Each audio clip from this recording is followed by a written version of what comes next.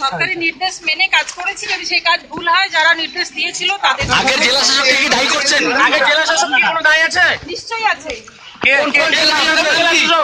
শিশু পাচার কাণ্ডে গ্রেফতারির পর এমনই দাবি জলপাইগুড়ি সাসপেন্ডেড শিশু সুরক্ষা আধিকারিক শাসমিতা ঘোষের।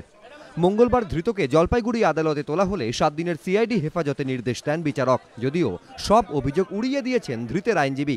মামলায় ফাঁসানোর চেষ্টা করা হচ্ছে, যদি সঠিক তদন্ত হোক তাহলে কার ভুল ছিল, কোথায় কি ছিল দেখা যাবে, কিন্তু সঠিকভাবে যেন তদন্ত হয়।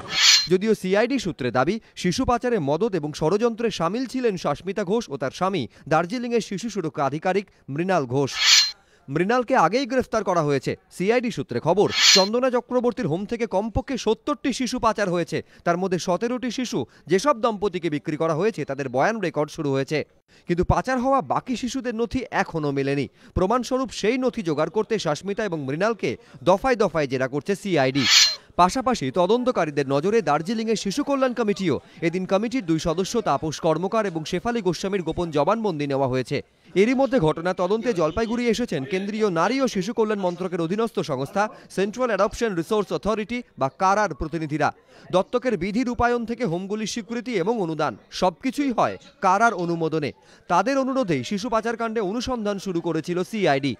রাজা চট্টোপাধ্যায় ও রাজর্ষি দত্তগুপ্ত, এবিপি আনন্দ।